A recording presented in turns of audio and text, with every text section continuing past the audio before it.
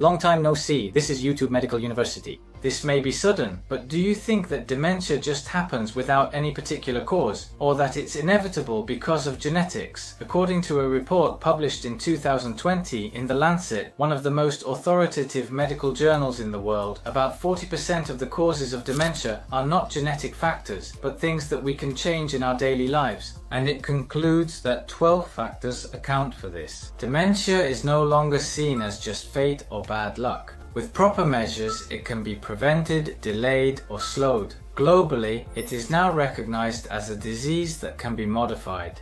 Let me tell you about Mr. A, a patient who visited my clinic.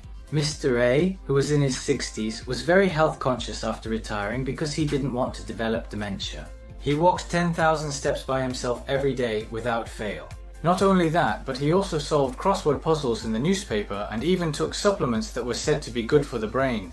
From the outside, doesn't it look like a perfect way to prevent dementia? However, 5 years later, Mr. A's cognitive decline had progressed, and he came to see me at my clinic together with his concerned family. When we ran some tests, it was clear that Mr. A's cognitive function had indeed started to decline. Why weren't Mr. A's hard efforts rewarded even though he worked hard? There are, of course, various reasons. Factors involved, so there's no such thing as a guaranteed way to prevent dementia just by taking some measures. However, among Mr. A's prevention methods, one was most crucial for protecting brain health. I think it's highly likely that one important perspective, one of the key viewpoints, was missing. Watch this video to the end to clearly see what Mr. A lacked and what you need to protect your brain's future. As a dementia prevention specialist who regularly diagnoses and treats dementia, and considering the latest scientific data, this time I would like to explain it in an easy to understand way. Here's today's agenda. I'll begin the first section with the conclusion. I will introduce 2 important lifestyle habits that can help prevent dementia and make a difference in your future. In the second section, I'll share 5 lifestyle habits to help prevent dementia that you can start tomorrow. At YouTube Medical University, we regularly diagnose, treat, and offer caregiving advice for dementia. From a doctor's perspective, we share knowledge of preventive medicine so that you can become healthier starting tomorrow and avoid getting sick in the first place. Before you forget which video it was, I would be happy if you could subscribe. So, let's start with the first lesson. I'm going to introduce 2 carefully selected, most important lifestyle habits that people with young brains practice, which will make a difference in your future. In this video, I'll be explaining the brain in an easy to understand way by comparing it to a lively, bustling city. Thinking about it this way makes it easier to understand. The brain is a collection of nerve cells. In other words, each citizen in the city represents a cell, and just like a city, roads and lifelines are essential. Those are like the blood vessels and blood flow within the brain. In a vibrant city, various information constantly flows in from outside. Information from the outside world, in the brain, comes from visual information, olfactory information, in other words, information from the 5 senses. And a vibrant city is bustling with conversations, isn't it? This is what we call synapses between cells in the brain, the exchange of electrical signals. And the city must be kept clean. Just like there are garbage collectors actually, sleep is important for cleaning up the metabolic waste that accumulates in our brains. So, in this analogy, what kind of situation does dementia represent? It's when the city, which is the brain, has its external information cut off, its lifelines, meaning blood vessels, become rusty, waste products in the brain, in other words garbage, start to accumulate, and the citizens, which are the nerve cells, lose their vitality. As a result, daily life becomes unsustainable. I think this is how we can describe dementia using this analogy. In other words, keeping the city of the brain active and maintaining that active state is important for preventing dementia.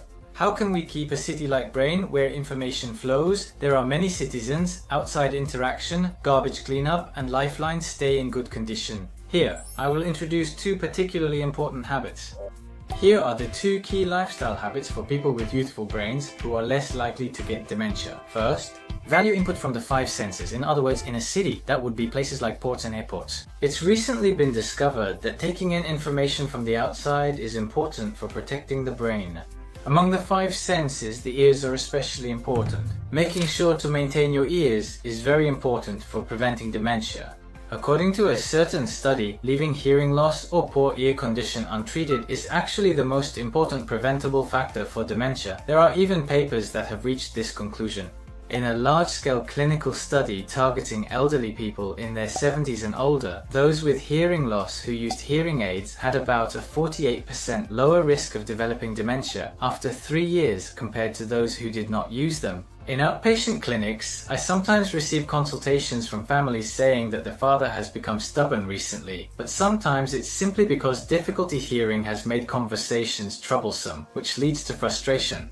Hearing ability inevitably declines with age. Therefore, it's important to recognize that hearing aids are not just something you use because you've aged, but rather something that everyone will eventually need. And it's also important to recognize that hearing aids are not just for your ears, but are very important equipment to protect your brain as well. Furthermore, it was revealed in a 2024 report that maintaining your eyesight is also important.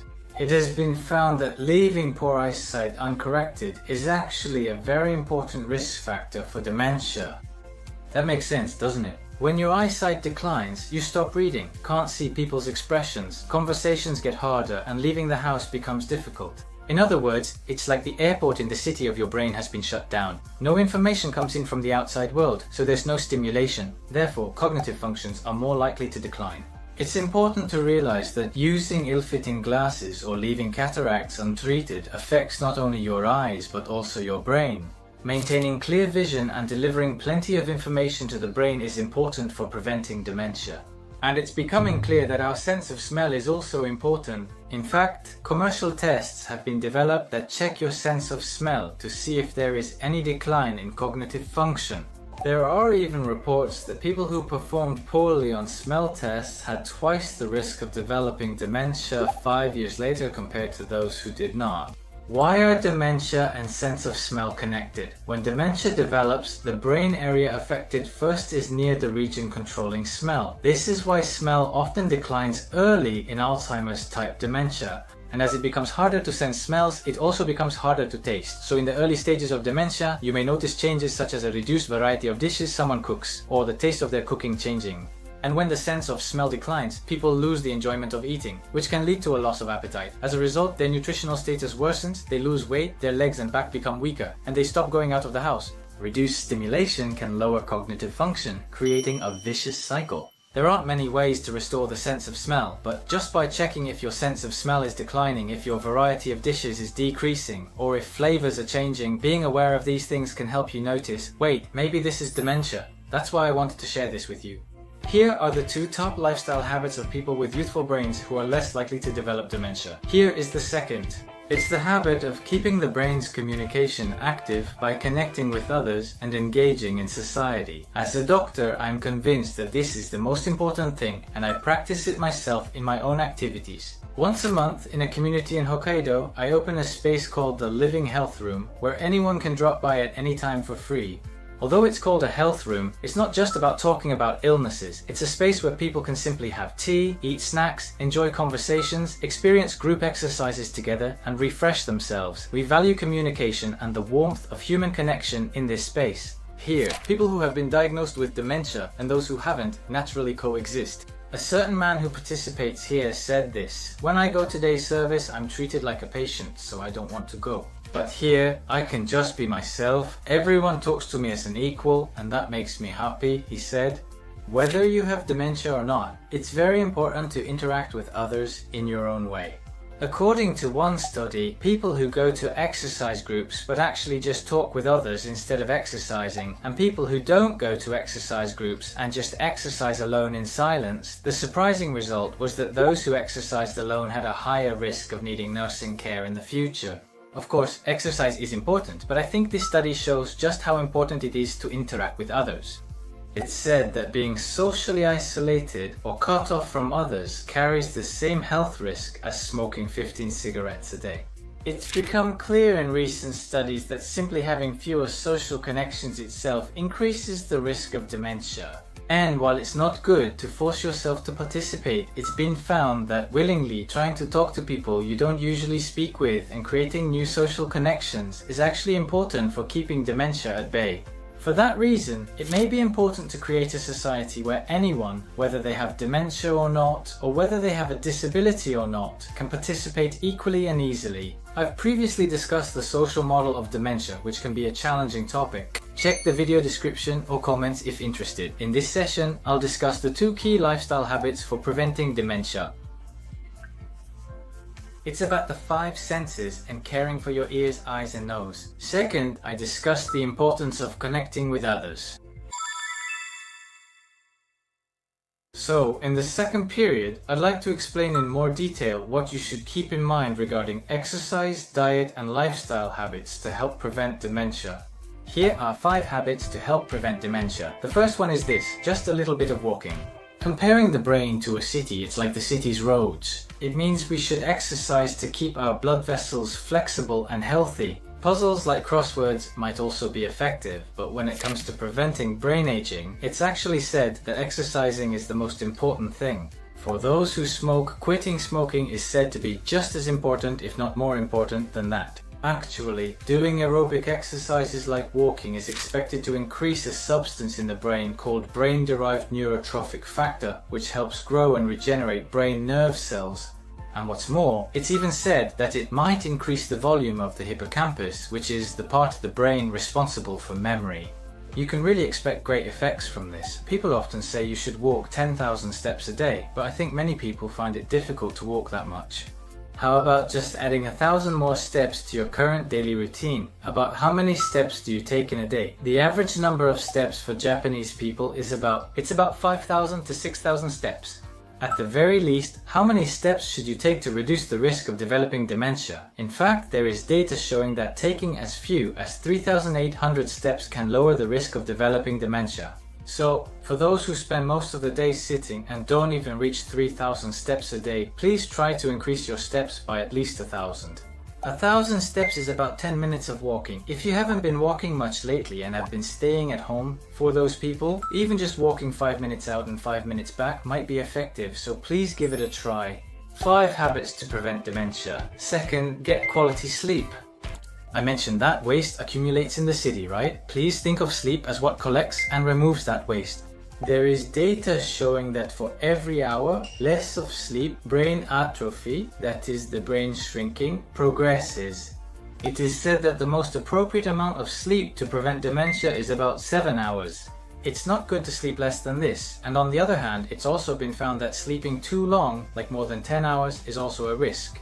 And it's also known that taking naps is important, but it's said that if you nap for more than an hour, it could increase the risk of developing dementia, so actually it's important to keep naps within an hour.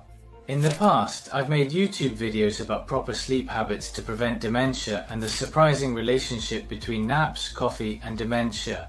If you're interested, please check them out from the description or comments after this. 5 habits to prevent dementia. Here's the third one. It's important to know that there are types of dementia that can be cured. This is actually a surprising blind spot, but when people hear dementia, most of them probably think of Alzheimer's disease. And it's true that Alzheimer's is one of the most common causes of dementia. However, many other diseases can also cause cognitive decline. Among them, make sure to remember that there are types of dementia that can be cured. For example, cognitive decline caused by side effects of medication, and the inability to think clearly due to depression, or when cognitive function appears to decline, such as when the function of the thyroid hormone, which controls the body's energy, decreases and leads to lower scores on cognitive tests, or when a fall causes a head injury and a hematoma forms in the brain, resulting in cognitive decline. Cognitive function can decline for a variety of reasons. Therefore, before giving up and thinking that there's nothing you can do because you've developed dementia, it's important to visit your regular hospital or a specialist and get a proper diagnosis.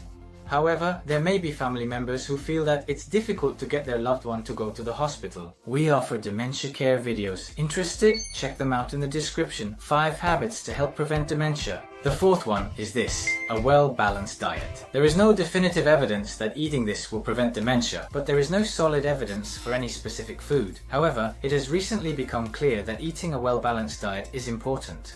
Even in studies targeting Japanese people, it is said that those with greater dietary diversity had a 44% lower risk of cognitive decline compared to those who did not. Simply put, a more varied and diverse diet reduces the risk of cognitive decline. Instead of relying on supplements, it's better to eat a balanced meal like the traditional Japanese one soup and 3 dishes style, with varied main and side dishes. It might be important to make sure you're getting a variety of nutrients. And there are also reports that the Mediterranean diet is related to a lower decline in cognitive function.